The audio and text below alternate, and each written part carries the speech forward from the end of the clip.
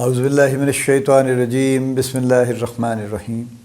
Life fuse اسرار قریشی کی ایک اور نشست کے ساتھ میں حاضر ہوں۔ اللہ پاک مجھے اچھی بات عطا فرمائے اور اس بات کو آپ تک اچھے طریقے سے پہنچانے کی توفیق عطا فرمائے، آمین۔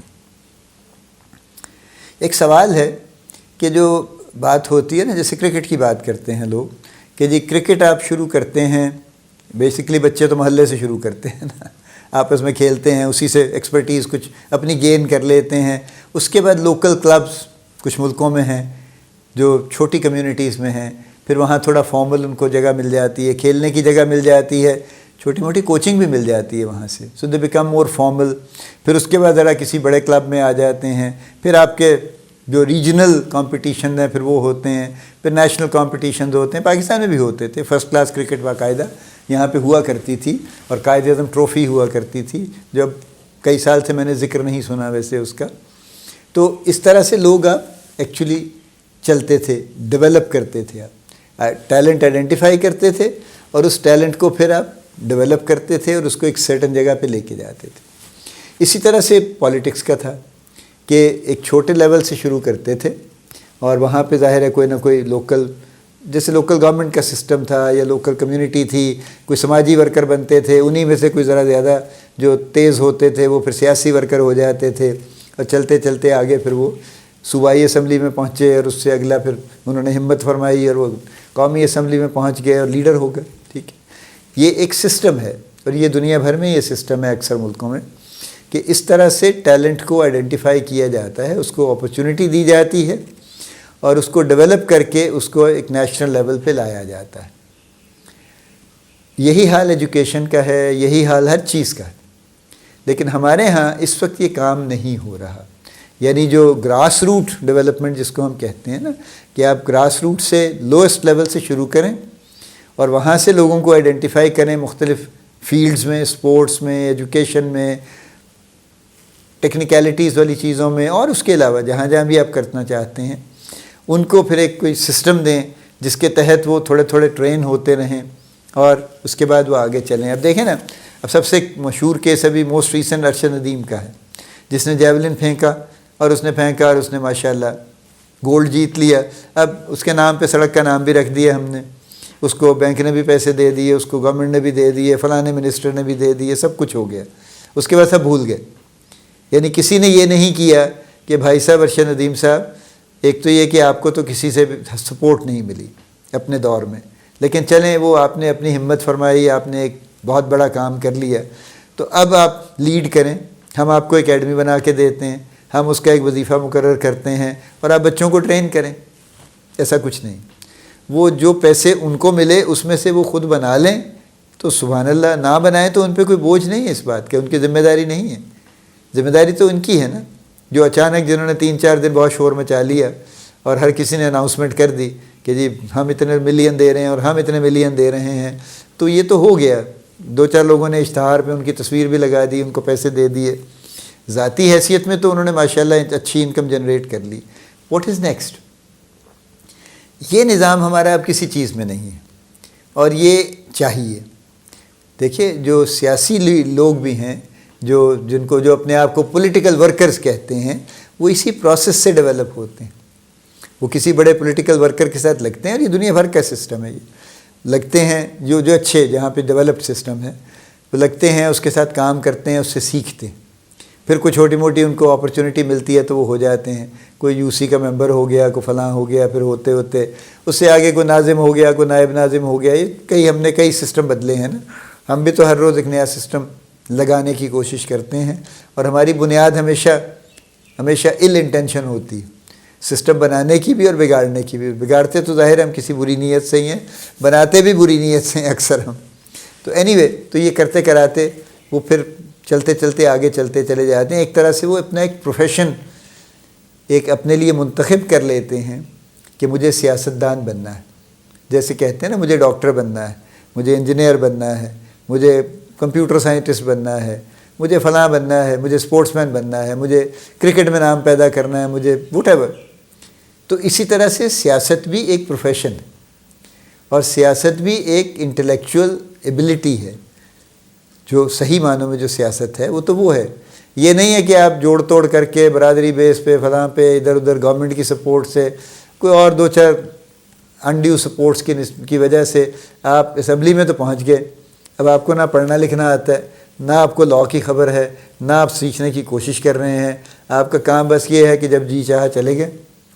جب جی چاہا نہیں گئے، کیونکہ حاضری تو لگ رہی ہے نا، پیسے تو مل رہے ہیں وہاں سے. اس کے بعد جو گورنمنٹ نے کہا، اگر جس پارٹی میں آپ ہیں اس پارٹی نے کہا جی اس بل پہ سائن کر دیں، آپ نے اس بل پہ بغیر پڑھے سائن کر دیے. تو یہ تو انٹلیکچوئل ڈس آنیسٹی ہے،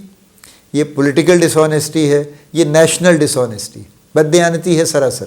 اس کا کوئی قطعاً اس کی جسٹیفیکیشن نہیں ہے، کوئی اس کا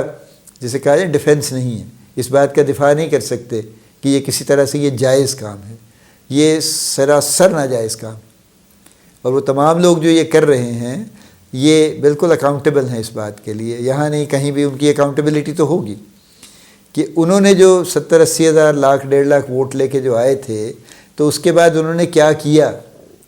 وہ جو اتنے لوگوں نے ان کو سپورٹ کیا تھا، جس میں سے کوئی بدنیت تھے، کوئی نیک نیت تھے، کوئی سچ مچ چاہتے تھے کہ وہ شاید آ جائیں تو کچھ اچھا کام کر لیں، کچھ چاہتے تھے کہ وہ آ جائیں تو ان کا کچھ بھلا ہو جائے، سب ملے جلے لوگ تھے نا، لیکن آ گئے. اس کے بعد انہوں نے کیا کیا؟ ٹھیک ہے، کیونکہ ان کے لیے تو جو انہوں نے کرنا ہے یا نہیں کرنا ہے وہ ایک الگ بات ہے. لیکن جب ایک شخص نیشنل اسمبلی کا یا سینٹ کا یا صوبائی اسمبلی کا ممبر بن جاتا ہے تو وہ ایک صوبے یا ایک پورے قوم کے لیے اس کی ایک ذمہ داری بن جاتی ہے کہ اب آپ اسمبلی میں بیٹھے ہیں تو آپ کی یہ ذمہ داری ہے کہ آپ باقاعدہ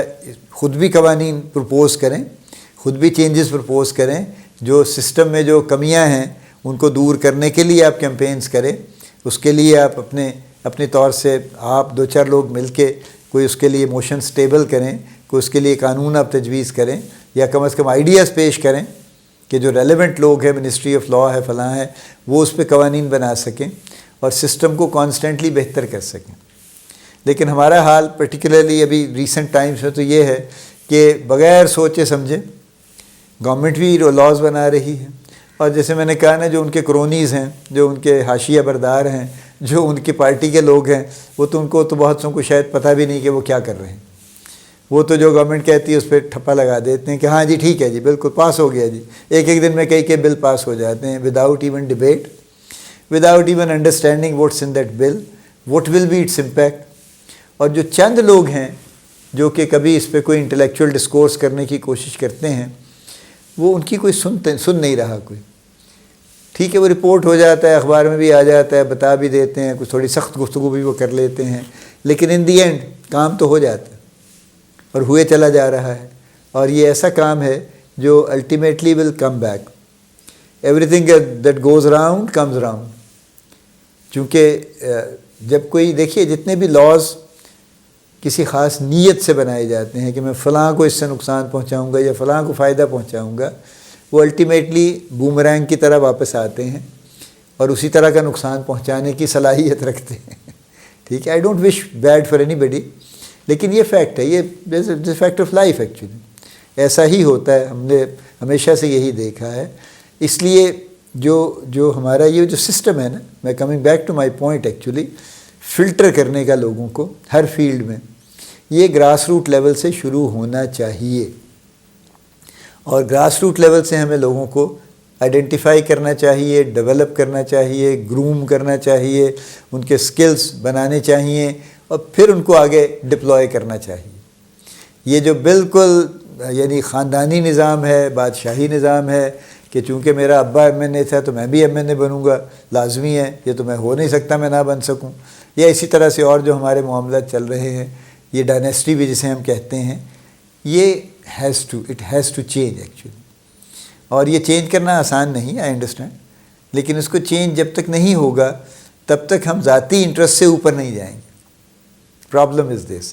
ہمارا نیشنل انٹرسٹ ہمیشہ کمپرومائز ہوتا ہے، ہمیشہ. برسوں سے میں دیکھ رہا ہوں، اس لیے کہ جو پاورز ٹو بی ہیں، جو ڈیسیشن میکرز ہیں، وہ ایکچولی ہمیشہ پرسنل انٹرسٹ کو سامنے رکھتے ہیں، اس کو مقدم رکھتے ہیں، اس کو ترجیح دیتے ہیں، اور جو نیشنل انٹرسٹ ہے اس کو پیچھے ڈال دیتے ہیں. ہمارا تو یہ پرابلم ہے پاکستان میں، اور ہم جیسے اور کئی ملکوں میں بھی ایسا ہی ہے. ٹھیک ہے، اور وہاں پہ کوئی اس بات پہ، چونکہ میجورٹی کو اس کا یہ اندازہ نہیں ہے، یا وہ سب اسی خیال میں ہیں کہ میں اپنا تو فائدہ ڈھونڈ لوں نا یار، باقی ٹھیک ہے، خیر ہے، ملک کی خیر ہے، ملک تو دیکھیں جی وہ تو اللہ نے چلانا ہے، وہ چلاتا رہے گا جی وہ تو ہمارا رویہ یہ ہے جنرلی، اور یہ خطرناک رویہ ہے۔ ضرورت اس بات کی ہے کہ ہم یہ اس پروسیس کو کہیں نہ کہیں